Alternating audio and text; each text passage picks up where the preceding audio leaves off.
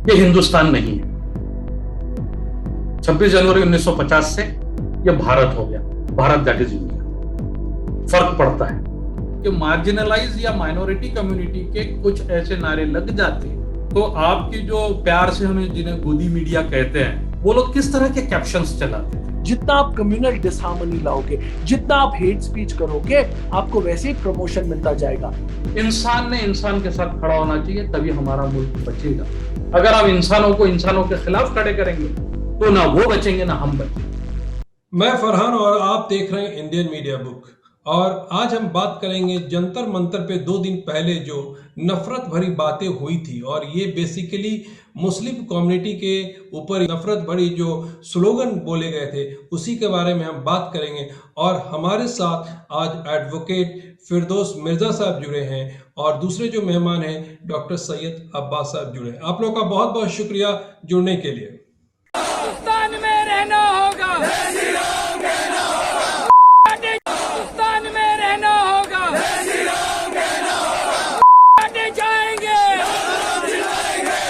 काटे जाएंगे, काटे जाएंगे। जंतर मंतर ये दिल्ली में वो जगह है कि जो पार्लियामेंट से बहुत दूर नहीं है, कुछ किलोमीटर की दूरी पे है।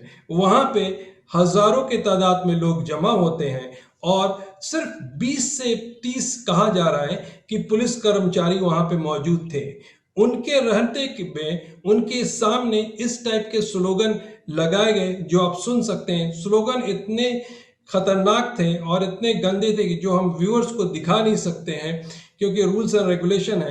तो इसके ऊपर ऐसे स्लोगन अगर लगते हैं तो फिरदौस साहब आप क्या बोलते हैं कि लोगों को इतनी हिम्मत कैसे आ जाती है कि इस टाइप के खुलेआम स्लोगन लगाए जा रहे हैं? देखिए, आपको ये एक इंसिडेंट से डिस्टर्ब होने की जरूरत नहीं है, आपको सीरीज ऑफ इंसिडेंसेस देखने होंगे। इस मुल्क में एक्सपेरिमेंट्स चल रहे हैं। ये एक्सपेरिमेंट कि हम फुट सोल्जर्स को किस तरह से इस्तेमाल कर सकते हैं। पहला एक्सपेरिमेंट हुआ था तब ये चेक किया था कि इस मुल्क में कितने लोग हैं जो मूर्तियों को दूध पिला सकते हैं, वो एक एक्सपेरिमेंट था। फिर एक एक्सपेरिमेंट हुआ कि इस मुल्क में अगर हम ईंटें जमा करें तो क्या कर सकते हैं। फिर एक एक्सपेरिमेंट हुआ कि अगर कोई अफवाह फैलाए कि कोई ट्रेन का डब्बा मुसलमानों ने जलाया तो उसका क्या इफेक्ट हो सकता है। और ये भी एक एक्सपेरिमेंट का पार्ट है। और मैं नहीं समझता कि ये एक्सपेरिमेंट डराने धमकाने के लिए था। ये एक्सपेरिमेंट एक टेस्ट था मेन स्ट्रीम मीडिया के लिए कि इस तरह की चीजों को कैसे लेते हैं। क्योंकि मैंने वो स्लोगन सुने हैं, उन स्लोगन से मैं पूरा आईपीसी एग्जॉस्ट कर सकता हूं, उन पर सेक्शंस लगवा के। और सबसे इंपॉर्टेंटली वो स्लोगन लगाने वालों के खिलाफ में यूएपीए में टेररिज्म का मुकदमा भी दायर हो सकता है। लेकिन ये टेस्ट था कि आपके प्रधानमंत्री किस तरह रिएक्ट करते हैं, आपके गृह मंत्री किस तरह से रिएक्ट करते हैं इसको, और सबसे बड़ी बात है मीडिया और आम जनता किस तरह से रिएक्ट करे। और उस रिएक्शन से डिपेंड करेगा आगे क्या होगा। आपका बहुत बहुत शुक्रिया कि आपने ये चर्चा यहां रखी जिससे आपका रिएक्शन पता चला। जस्ट इमेजिन कीजिए कि मार्जिनलाइज या माइनॉरिटी कम्युनिटी के कुछ ऐसे नारे लग जाते हैं तो आपकी जो प्यार से हमें जिन्हें गोदी मीडिया कहते हैं, वो लोग किस तरह के कैप्शंस चलाते थे। तो आज अगर हमको देश बचाना है तो इमीडिएटली यूएपीए रजिस्टर होना चाहिए। ये सिर्फ और सिर्फ आतंकवादी कार्रवाई, ये देश को तोड़ने वाली कार्रवाई है। सेडिशन की केस प्योरली मेट आउट होती है।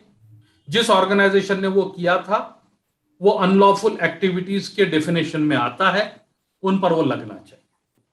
ठीक, अब्बास साहब आपका क्या टिप्पणी है इस पे? मैं बस यही कहूंगा कि फिरदौस साहब जो कह रहे हैं वो बैटिम में उनके साथ हूं। जी हाँ, बिल्कुल आईपीसी की बहुत सारी धाराएं इन पर लग सकती है। मेरा ये मानना है कि देखिए फरहान साहब और जनाब फिरदौस साहब, एक छोटी सी बात यह है कि जो गोदी मीडिया की बात फिरदौस साहब ने उठाई है, क्या है ये गोदी मीडिया, कौन है ये लोग और कहां से आते हैं? ये वही मीडिया है जो मोदी की गोदी में बैठी हुई मीडिया, मोदी की हर बात पे हाँ हाँ करने वाली मीडिया। ये उस जमाने की मीडिया से प्रेरणा ले रही है जैसे हिटलर के जमाने में जो गॉबल्स था, प्रोपेगेंडा इन चीफ, और जिस तरह का मीडिया चल रहा था, ये वही मीडिया है। और आपको ये बता दूं, जी हाँ, बिल्कुल फिरदौस साहब की बात सही है। अगर यही बात अगर कोई मुसलमान कह देता तो अब तक यूएपीए नहीं, उसको तिहाड़ में डाल दिया जाता और ऐसी धाराएं लगती और उसका 6 महीने से लेकर 1 साल तक बेल खारिज हो जाती। और मैं ये कहता हूं, कौन है लोग इनके पीछे और इनको कौन बढ़ावा देते हैं? सबसे पहले वो नरसिंहानंद का जैसा आदमी है, वो योगी आदित्यनाथ जैसा आदमी, और वो जो मालेगांव ब्लास्ट केस के जो प्रमुख हैं, कौन है वो? Malegaon blast accused Sadhvi Pragya Singh Thakur. मैं इनको प्रज्ञा सिंह ठाकुर कहूंगा क्योंकि साध्वी कहलाना बड़े महान संत और साधुओं के उनके निर्लक्ष्य करने जैसा है। तो ये लोग जो कहते हैं कि हम बाबरी मस्जिद को, मैंने खुद उसका ढांचा गिराया है, ये लोग जो गॉडसे को अपना महान बापू से भी बढ़कर बताते हैं, गॉडसे को अपना गॉडफादर बताते हैं, ऐसे लोग हैं ये प्रज्ञा सिंह ठाकुर जैसे लोग जो सांसद में हैं। किसके सांसद में? भाजपा के जो उम्मीदवार सांसद। और उसको आपको दूसरी बात बता दूं, यही जो दिल्ली में है होता है। दिल्ली का पुलिस किसके अंडर है? श्री अमित शाह जी। कौन है Amit Shah? Honourable home minister.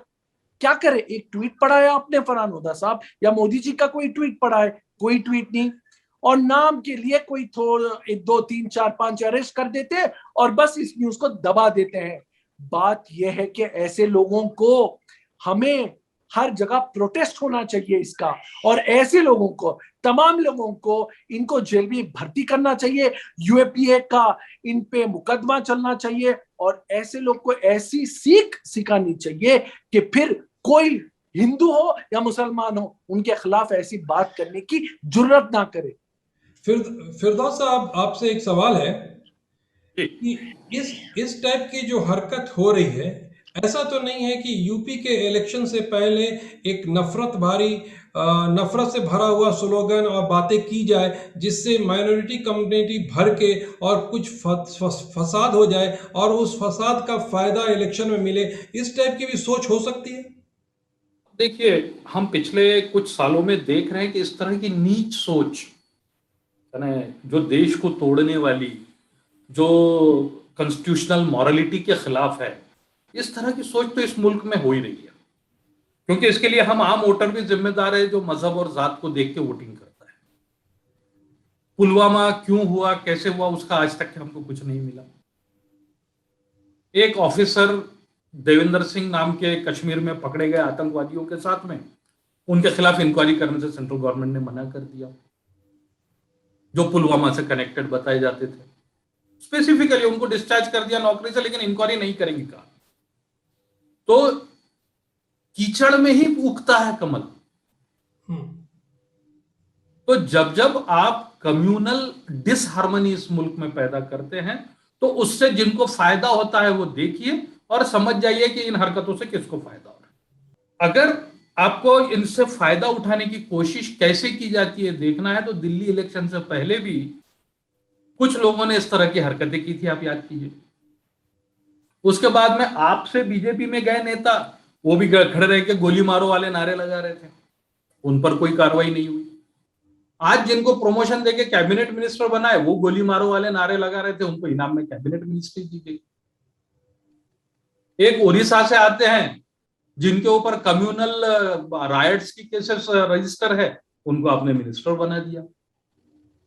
Bengal से एक नए मिनिस्टर आए, उनके खिलाफ में 11 केसेस रजिस्टर है। तो जब आपको क्रिमिनल कैबिनेट बनानी, तो जो कार्यकर्ता है वो तो सोचेगा ही ना कि मैं ज्यादा बड़ा से बड़ा क्रिमिनल बनूं। तो आप इन जहर के पौधों को पानी दे रहे हैं, खाद दे रहे हैं। और आप जो कह रहे हैं बिल्कुल एग्जैक्टली मुझे भी वही लगता है कि ये मुल्क में डिसहार्मनी क्रिएट करके पॉलिटिक्स ऑफ वोट्स करना चाहते हैं। और ऐसा भी लगता है कि जिस तरह सिर्फ वहां 25 से 30 पुलिस वाले थे, उससे ज्यादा नहीं थे, हजारों के तादाद में थे। और जंतर मंतर आप जानते हैं, हम सभी जानते हैं कि वीआईपी सारे एरिया है, अगर पुलिस चाहे तो 5 मिनट में हजारों पुलिस वहां आ सकती है। तो इसको क्या जानबूझ के छोड़ा गया था कि आप ऐसी हरकत करके जाइए? क्या ऐसा हो सकता है?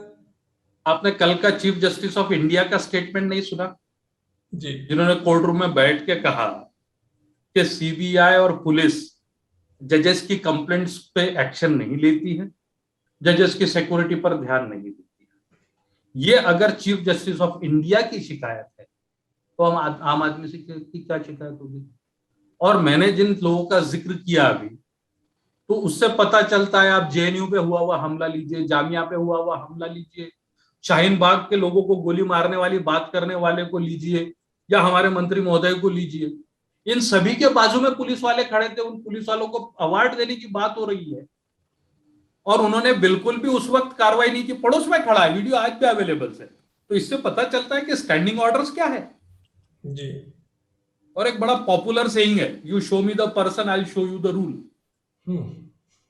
तो किताबों में ठीक है you are equals, but practically you are unequals, क्योंकि जो सरकार में लोग बैठे हैं वो इंसान और इंसान को इक्वल नहीं मानते हैं।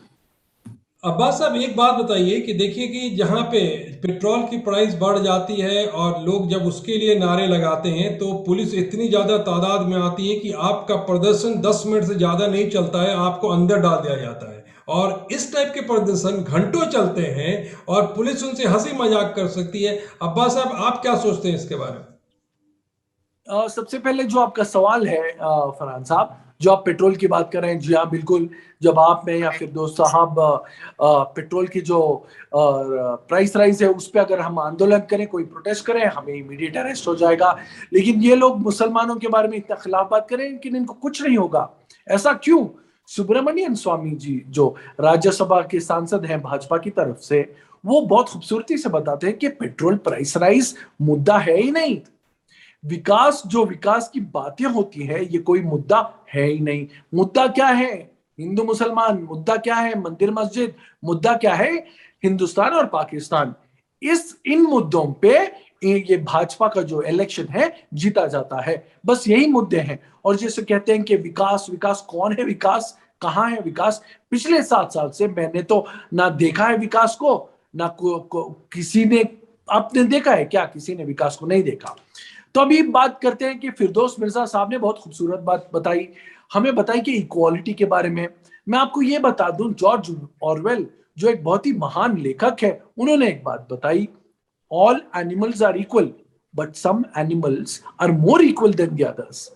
यानी कि सभी जानवर इक्वल है, लेकिन थोड़े जानवर दूसरे जानवरों से ज्यादा इक्वल है।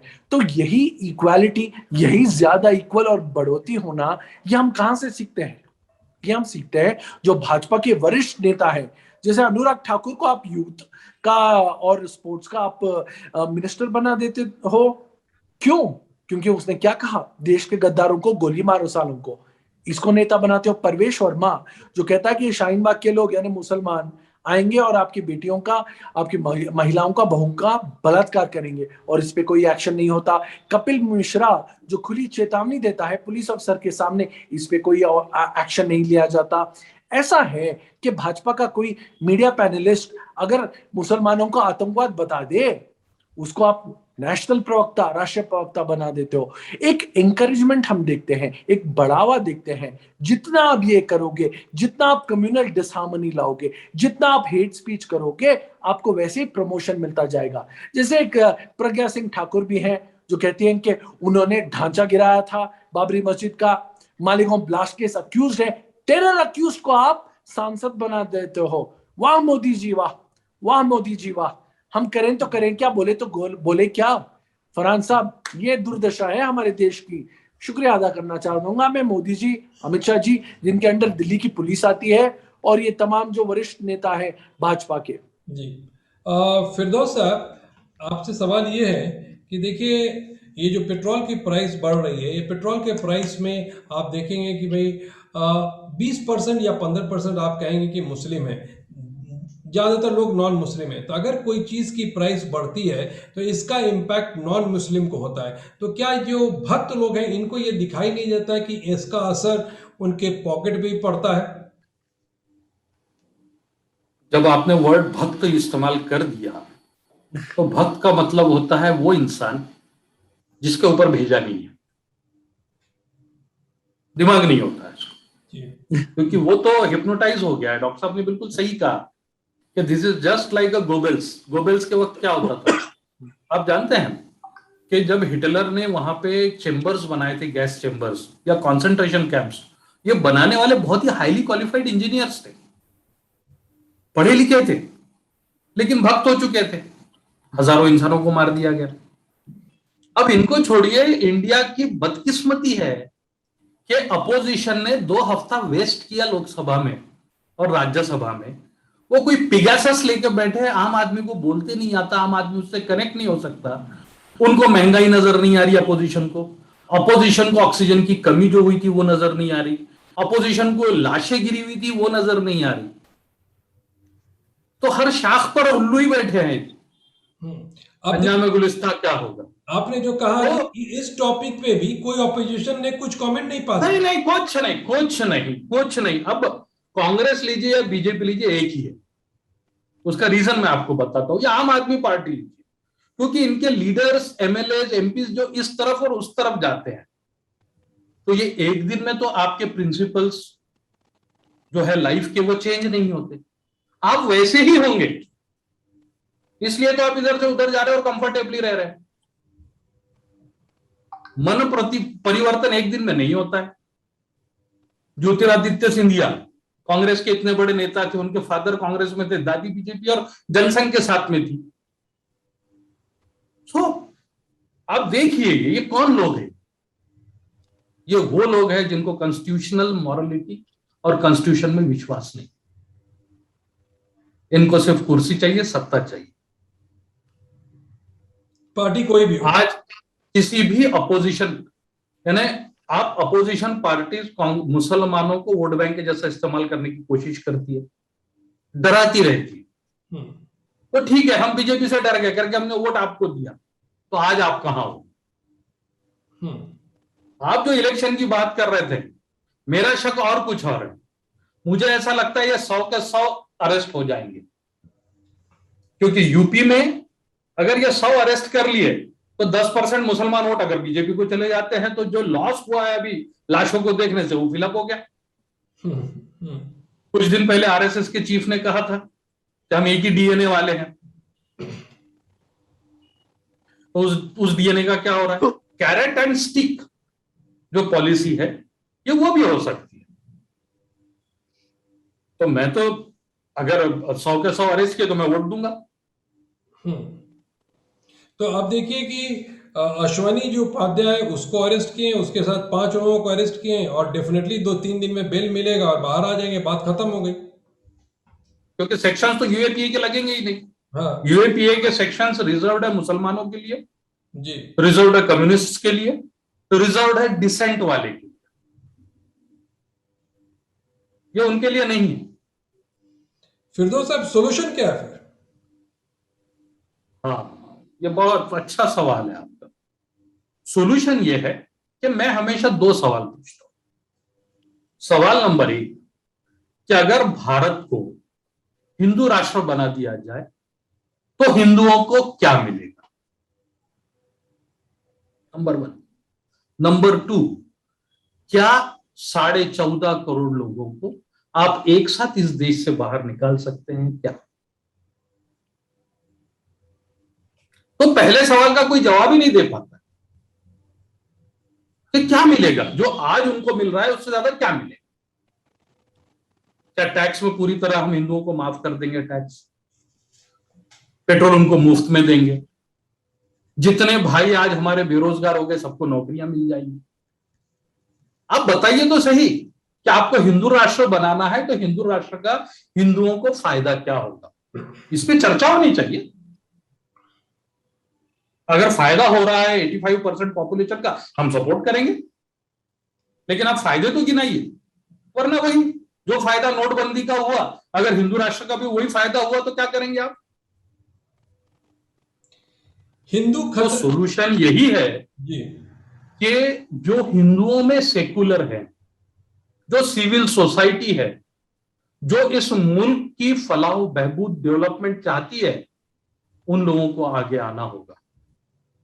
उनको आकर इस तरह की फासिस्ट ताकतों का मुकाबला करना होगा। ये बहुत कोशिश कर रहे हैं मुसलमानों को उकसाने की। मैं बहुत तहे दिल से शुक्रिया अदा करता हूं 14.5 करोड़ लोगों का कि कोई भी बिल्कुल उकसाने में नहीं आ रहा। हमने एनआरसी के खिलाफ आंदोलन किया, उससे ज्यादा शांततापूर्ण और कॉन्स्टिट्यूशनल आंदोलन आज तक इस मुल्क में नहीं हुआ। उससे पहले शरीयत पर हमला हुआ, मुसलमानों ने बिल्कुल कोई भी इस तरह का शर नहीं किया कि कोई आंदोलन इस तरह हो कि कहीं वायलेंस हो। हमारी मस्जिद की जमीन दे दी गई, बिल्कुल कोई आंदोलन कहीं नहीं हुआ। हमारे पुरखों के नाम बदले जा रहे हैं उन जगहों के, हमने कोई आंदोलन नहीं किया, हमने कोई कहीं वायलेंस नहीं किया। ये चाहते हैं कि ये हो, बहुत समझदारी से बता रहे हैं सब। लेकिन जब आप चूहे को भी कॉर्नर में अगर धकेल देते हो तो बिल्ली पर हमला कर देते हैं। अल्टीमेटली नुकसान मुल्क का होगा, नुकसान इंसानियत का होगा। और तब ये कहां हो। ये जो बहुत ज्यादा हमेशा स्लोगन बोला जाता है कि हिंदू खतरे में है, तो भाई जब मुगल थे तो हिंदू खतरे में नहीं था, जब अंग्रेज की राज थे तब मुगल हिंदू खतरे में नहीं था, ये 60-65 साल दूसरे जब राज चलाए तब हिंदू खतरे में नहीं था। जब से बीजेपी आई है या आने की तैयारी कर रही थी तभी से हिंदू खतरे में हो गए। क्या देखते हैं इसके बारे में, क्या सोचते हैं? देखिए, फिरदौस साहब ने बहुत अच्छी बात बताई। जो हालात है फिलहाल, जो भाजपा के और भाजपा के तमाम नेताओं को उन्होंने बता दिया, मैं उसको पूरा करना चाहूंगा। बर्बाद गुलिस्तान करने को बस एक ही उल्लू काफी था, हर शाख पे उल्लू बैठा है, अंजाम गुलिस्तान क्या होगा। ऐसी मैंने सिर्फ बीजेपी के लीडर्स के लिए नहीं कहा, मैंने जितनी पॉलिटिकल पार्टीज है सारे लीडर्स के लिए कहा। क्योंकि देखिए, अखिलेश कहाँ है, अखिलेश, मायावती कहाँ है, राहुल गांधी कहाँ है, क्या नाम उसका, केजरीवाल कहाँ है, आपके बैठे हैं। बहुत बहुत बढ़िया। हालांकि ये बात और बैठती है क्योंकि ना ही मोदी जी और भाजपा, बाकी तमाम ऑपोजिशन भी, खुद मोदी जी कहते हैं कि opposition is the backbone of democracy. अगर डेमोक्रेसी को चलना है तो ऑपोजिशन को स्ट्रांग होना पड़ेगा। आपकी बात बिल्कुल सही है, लाजिम है, वाजिब है फिरदौस साहब। और मैं अभी आपको एक उसके साथ एक बात बता दूं फरहान साहब, गौर से सुनिएगा तवज्जो से। देखिए हो क्या रहा है यहाँ पे, एक भाजपा का एक नरेटिव है। भाजपा का नरेटिव यह है कि कोई किसान अगर बैठ गया आंदोलन के लिए उसको आप खालिस्तानी बता दोगे, कोई नौजवान अगर जेएनयू का प्रोटेस्ट करे तो वो आतंकवाद हो गया, शाहीन बाग में अगर आप प्रोटेस्ट करे तो आप पाकिस्तानी बन गए। ऐसा एक अगर आप गवर्नमेंट के खिलाफ बोले तो आप बन गए एंटी नेशनल। ऐसा नरेटिव चल रहा है कि भाजपा हिंदुस्तान है और हिंदुस्तान भाजपा। अगर आप मोदी भाजपा के साथ में हो तो आप एक हिंदुस्तानी हो, आप एक बहुत ही सच्चे पेट्रियट हो, अगर आप नहीं हो तो आप एक पाकिस्तानी हो। ऐसा नरेटिव जो लगातार चल रहा है। मुझे अगर सोल्यूशन चाहिए तो मैं ये कहूंगा, जो सवालात फिरदौस मिर्जा साहब ने पूछे हैं ये बिल्कुल सही है। अगर आपको हिंदू राष्ट्र चाहिए तो उसके साथ आपको क्या चाहिए? क्या पेट्रोल फ्री में चाहिए या फिर आपको फ्री प्रॉपर्टी राइट्स चाहिए, आप टैक्स नहीं देना चाहते? ये सवाल हर वक्त से हमें पूछना चाहिए और उसका जवाब लेना चाहिए। उसके साथ साथ मैं कहूंगा कि ये भीमराव रामजी अंबेडकर की जो बहुत ही खूबसूरत संविधान है, हमारे हिंदुस्तान का संविधान है, इससे सर्वश्रेष्ठ कोई किताब नहीं है हमारे लिए। और हमें यह समझना चाहिए कि हिंदुस्तान का प्रियम्बल क्या है, sovereign socialist secular Republic. Secular लफ्ज पे इनको ध्यान देना चाहिए। सेक्युलर का मतलब फ्रेटर्निटी नहीं, हिंदू मुस्लिम भाई भाई। सेक्युलर का ये मतलब है कि जो हमारा जो हिंदुस्तान है, जो हमारा स्टेट है, देश है, इस मुल्क का कोई रिलीजन नहीं है, कोई धर्म नहीं है, लेकिन संविधान के हिसाब से ये हर लोग जो धर्म का पालन करते हैं उनका प्रोटेक्शन दिया जाएगा। इसी के बढ़ते नाते जो हिंदू है, मुस्लिम है, सिख है, ईसाई है या कोई भी और अन्य धर्म के लोग हैं, यहाँ पे सब बराबर हैं। और हमारा कॉन्स्टिट्यूशन या कोई भी हक यहाँ पे रिलीजन के हिसाब से नहीं है। ये बात को मानना चाहिए। जो इनका धूरा धुंधला सा जो ख्वाब है भाजपा का या आरएसएस का या जनाब मोहन भागवत साहब का, जो कहते हैं कि सभी हिंदू, अभी मुस्लिम हो हिंदू हो सबका डीएनए एक है।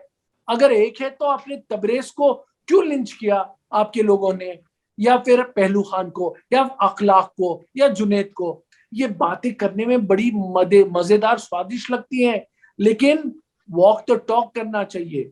और हिंदू राष्ट्र का जो आपका जो धुंधला सा ख्वाब है पूरा करना है, तो आप भीमराव रामजी अंबेडकर साहब के कॉन्स्टिट्यूशन से मद्देनजर रखते हुए नहीं हो सकता। आप अगर लोकसभा में जितने चाहें आपके सांसद हो, लेकिन राज्यसभा में नहीं है। इसलिए भाजपा की ये भूख है कि वो स्टेट बाय स्टेट जीतते जाए इलेक्शन, राज्यसभा में आपकी मेजॉरिटी हो, लोकसभा राज्यसभा में, ताकि आप अमेंड ला सके कॉन्स्टिट्यूशन में। लेकिन ये बहुत दूर की बात है, अभी सिविल डिसोबीडियंस होना बाकी है, नॉन कोऑपरेशन मूवमेंट होना बाकी है। लेकिन मैं मानता हूं इस बात का हल यही है कि फिरदौस मिर्जा साहब जैसे वरिष्ठ लॉयर, एडवोकेट, आप जैसे पत्रकार, मुझ जैसा एक आम आदमी, हमें जमा होना चाहिए, जुट होना चाहिए। और सबसे ज्यादा जो हर किसान है, जो यहाँ का ऑपोजिशन है, चाहे वो केजरीवाल हो आम आदमी पार्टी का, या वो स्टालिन हो डीएमके का, वाईएसआर जगनमोहन रेड्डी हो, ममता बनर्जी हो, सभी को एकजुट होके, अगर देखिए एक लकड़ी को तोड़ना बहुत आसान है, लेकिन तमाम अगर हम जुड़ जाएं, आपकी आंखें खुल जाएं, तो अगर ये सही वार करें, भाजपा की जो रणनीति है, जो कम्युनल एंगल है, इसको हमें हराना होगा। सच से, सच को आप फरहान साहब, सच को आप दबा सकते हो, सच को आप निरादर कर सकते हो, लेकिन सच को आप मिटा नहीं सकते, क्योंकि हकीकत छुप नहीं सकती छुपाने से, महक उठ नहीं सकती कागज के फूलों से। और आखिर में मैं ये कहना चाहूंगा फरहान साहब, सच की खिदमत ने, कुदरत ने लचक दी है, तुम जितना दबाओगे उतना ही ये उभरेगा। ठीक है फिरदौस साहब, हम इस प्रिजम्पशन पे जा रहे हैं कि सरकार कुछ करने वाली है, तो मुझे नहीं लगता कि ये प्रिजम्पशन सही है। तो हम कानूनी पहलू छोड़ देते हैं, क्योंकि कानून का इम्प्लीमेंटेशन सरकार को करना है, तो उसको छोड़ देते हैं। लेकिन हमने, आम भारतीयों ने क्या करना चाहिए? सबसे पहले हमने इस मुल्क का नाम, जो कॉन्स्टिट्यूशनल नेम है, वो लेना चाहिए। खासतौर से डॉक्टर साहब, मैं आपसे कहूंगा, ये हिंदुस्तान नहीं है। 26 जनवरी 1950 से ये भारत हो गया, भारत दैट इज इंडिया। फर्क पड़ता है। तो हम जो सही सोच रखने वाले लोग हैं, चाहे वो किसी कम्युनिटी के हो, जिनको इस मुल्क से प्यार है, उनको हर उस इंसान के खिलाफ खड़ा होने की जरूरत है जो इस मुल्क को तोड़ना चाहता है। मुल्क मिट्टी पत्थर नदियों से नहीं बनता, मुल्क इंसानों से बनता है। वो इंसान चाहे किसी मजहब का हो, किसी जाति का हो, उसके साथ जुल्म हो रहा है, उसके खिलाफ कोई गैर कानूनी बात कर रहा है, उसके साथ हमने जाकर खड़ा होना चाहिए। आज वक्त है कि जहां जहां मार्जिनलाइज्ड कम्युनिटीज के साथ जुल्म हो रहा है, अगर यूपी में एससीज के साथ जुल्म हो रहा है, हाथरस में एससी बहनों के साथ जुल्म हुआ है, हमने उनके साथ जाके खड़ा होना चाहिए। कठुआ में ओबीसी बहन के साथ जुल्म हुआ है, हमने जाके खड़ा होना चाहिए। आज पूरे मुल्क से ओबीसी रिजर्वेशन खत्म कर दिया जा रहा है, हमने जाके खड़ा होना चाहिए। आज एससीज और एसटीज के लिस्ट में कुछ और जातों को जोड़ दिया गया, जिससे पहले वाली जातों के राइट्स पर असर पड़ रहा है, हमने उनके साथ खड़ा होना चाहिए। मुसलमानों के साथ लिंचिंग हो रहा है, हमने उनके साथ जाके खड़ा होना चाहिए। ब्राह्मण्स के किसी हक पर कोई आफत ला रहे हैं, हमने उनके साथ जाके खड़ा होना चाहिए। इंसान ने इंसान के साथ खड़ा होना चाहिए, तभी हमारा मुल्क बचेगा। अगर हम इंसानों को इंसानों के खिलाफ खड़े करेंगे, तो ना वो बचेंगे ना हम बचेंगे। यही इसका हल है। तो लोगों को जोड़ना जरूरी है, और वो हमने सारी कोशिशें करनी चाहिए। फिरदौस साहब और अब्बास साहब, आपका बहुत बहुत शुक्रिया बात करने के लिए। Thank you so much.